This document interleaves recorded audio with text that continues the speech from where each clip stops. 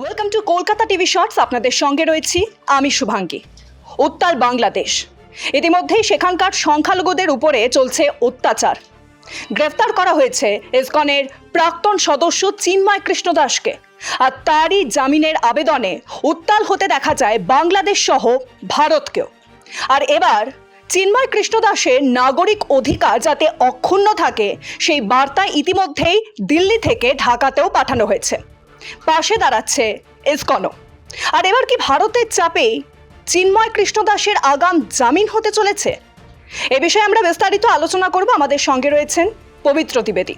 পবিত্রদা, এই বিষয়ে আপনার কি মত? একেবারেই শুভাঙ্গী, তুমি যেটা বললে সেটা হচ্ছে যে আমাদের কাছে যে আপডেট এই মুহূর্তে পৌঁছেছে তাতে চিন্ময় কৃষ্ণ দাসের জামিন পাওয়ার সম্ভাবনা, অন্তত চট্টগ্রামের আদালতে তার জামিনের শুনানি হতে চলেছে বলে আমাদের কাছে এই মুহূর্তে খবর এসছে।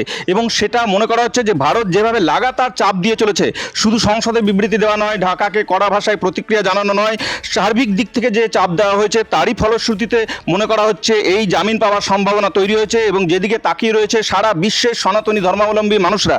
জানো তুমি যেটা আজকে রবিবার ইসকনের পক্ষ থেকে সারা পৃথিবী জুড়ে এক বিশ্ব শান্তি প্রার্থনার আয়োজন করা হয়েছে, যাতে বাংলাদেশের সংখ্যালঘুদের উপর যে অত্যাচার হচ্ছে তা বন্ধ হয়। সেই জন্য ঠিক সেই দিনই এই খবর সামনে এলো। আমরা দেখেছি যে গত সোমবার তাকে অ্যারেস্ট করার পর, চিন্ময় কৃষ্ণ দাস ব্রহ্মচারীকে অ্যারেস্ট করার পর, তারপর যখন তাকে আদালতে তোলা হয়েছিল মনে করা হয়েছিল তাকে জামিন দেওয়া হবে, কিন্তু জামিন নামঞ্জুর হয়, তাকে জেল হেফাজতে পাঠানো হয়। এবং তারপর থেকে বাংলাদেশ উত্তাল হয়।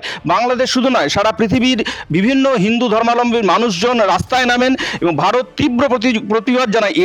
এই ঘটনাটা শুধু তো আজকে চিন্ময় কৃষ্ণ দাস ব্রহ্মচারীর গ্রেপ্তারের পর নয়, গত 5 আগস্ট যখন শেখ হাসিনা সরকারের পতন হয়, তিনি সেখান থেকে পালিয়ে আসতে ভারতে বাধ্য হন, তারপর থেকেই বাংলাদেশের সংখ্যালঘুদের উপর অত্যাচার বেড়েছে বলে বিভিন্ন জায়গাতে উদ্বেগ প্রকাশ করা হয়।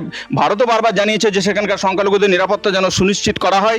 তারপর এই চিন্ময় কৃষ্ণ দাস ব্রহ্মচারীর যে গ্রেপ্তারি, সেটা মানে আরও এই বিষয়টাকে আরও উস্কে দেয় এবং এই প্রতিবাদটা ক্রমশ ছড়িয়ে পড়ে।